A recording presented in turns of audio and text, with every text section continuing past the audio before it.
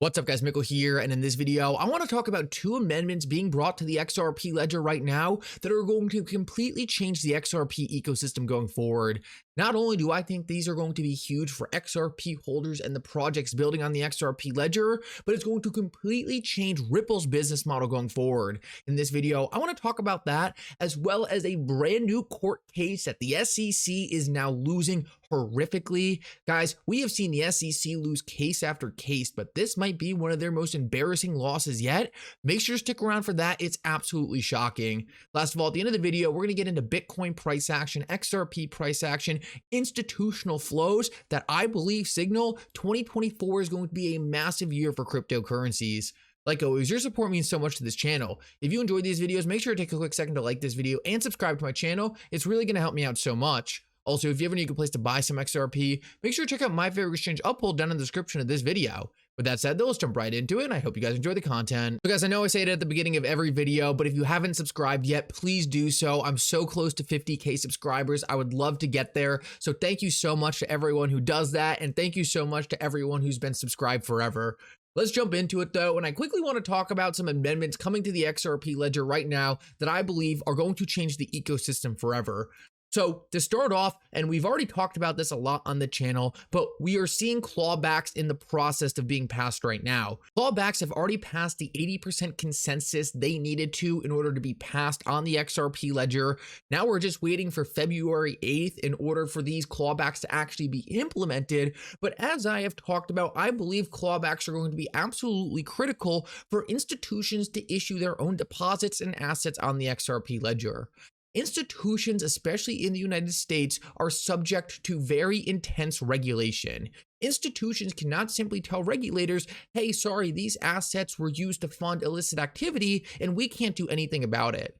Institutions have to have strict control over their assets, and therefore I believe clawbacks are going to be absolutely critical to large institutions actually issuing their assets on the XRP ledger. It's going to make it easier for institutions to issue their assets in a compliant manner, and therefore I believe is fundamental to getting institutions to adopt blockchain technology in a larger way.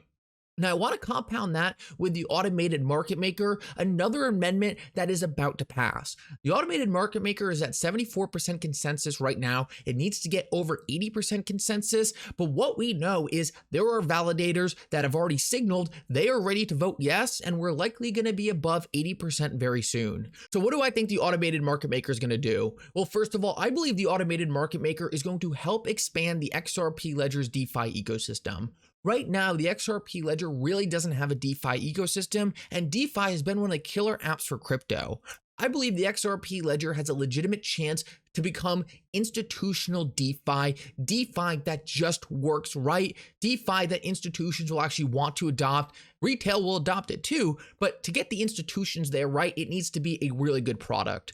The reason why I don't think Ethereum's DeFi is ever going to last is because you end up losing all your gains in DeFi just paying the Ethereum fees to move your money around.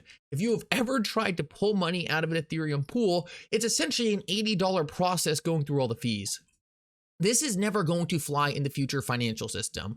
The future financial system is going to be cheaper, it's going to be more efficient, and no one is going to settle for outdated platforms like Ethereum where you end up losing all your gains paying fees. The XRP ledger is fast and efficient and perfectly suited for a DeFi ecosystem. I think once the rest of the cryptocurrency ecosystem starts to understand just how powerful these upgrades coming to the XRP ledger really are, they are going to understand that this is a blockchain that is ready for prime time and not a constant science experiment like Ethereum.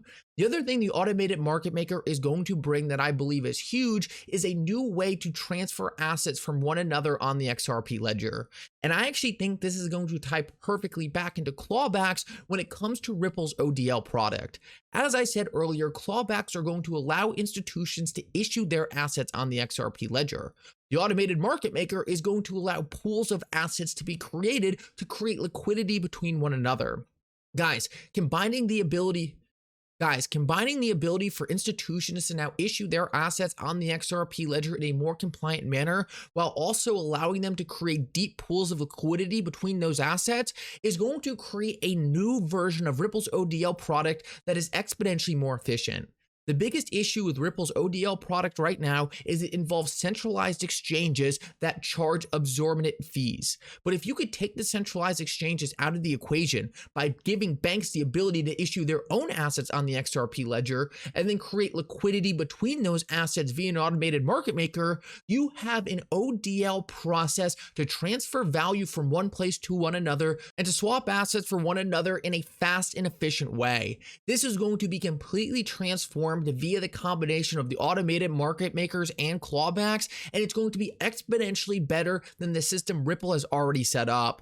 This is so exciting to me because when we all invested in XRP, none of these features were live. These are transformational things happening to the protocol today that is going to make XRP more valuable over the long term. Overall, super exciting to see these things happening. It shows the growth and maturity of this ecosystem.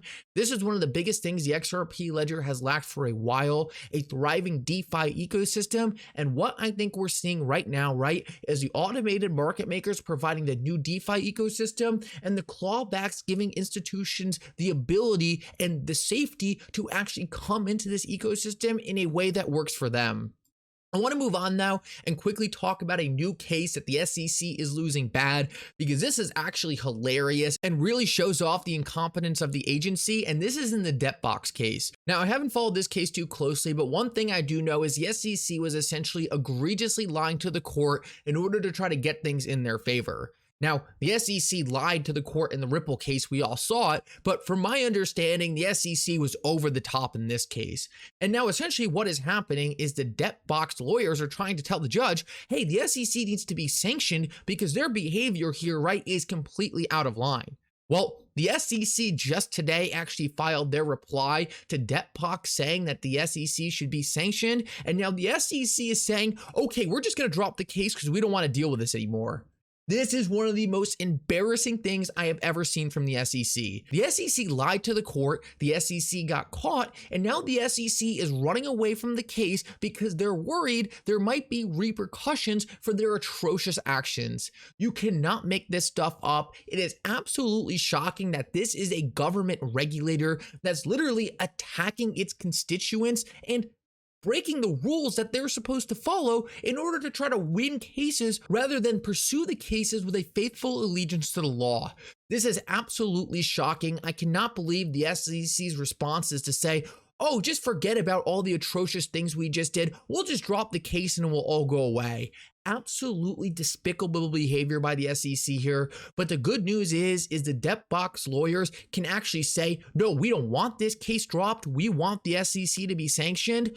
Who knows what they're going to do? I think what I'm hearing is that, you know, Debtbox can kind of get out of their own troubles if they just drop the case, but they could get a bigger win for cryptocurrency industry at a whole if they let the case continue and let the SEC get sanctioned.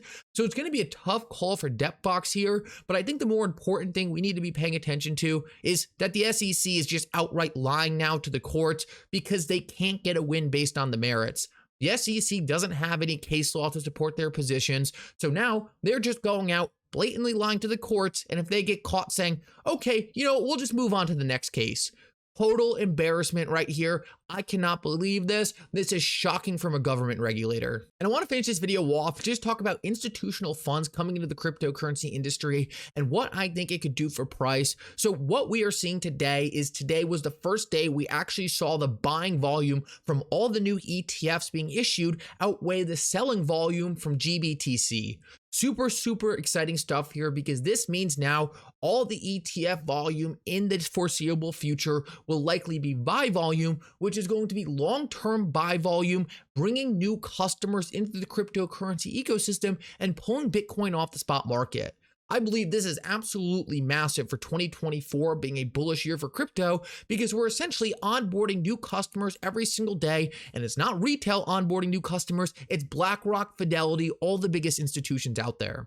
Now, on top of that, what is happening is these ETFs are eating up a large portion of the Bitcoin supply. We see that almost 3.1% of the current supply of Bitcoin is already in these ETFs. Shocking numbers. This is absolutely huge, mind-blowing. What this is going to do is suck Bitcoin off the spot market and propel us into one of the biggest bull runs we have ever seen. And do I think XRP is going to miss out on this bull run? Absolutely not. I thought this was a super, super cool chart. XRP is going to have its time. XRP is going to benefit from institutional funds coming to the cryptocurrency asset class. And as I stated earlier in this video, there is nothing in my mind that makes me believe XRP won't be one of the blue chip blockchains actually being used by institutions for its full intended use case. This chart right here looks like it's ready to blow. I believe for all the reasons I just laid out, XRP is going to have a great 2024. Anyway, guys, thank you so much for coming. I hope you enjoyed this update. If you did, make sure to like and subscribe. It really does mean so much. And for now, Mickle out.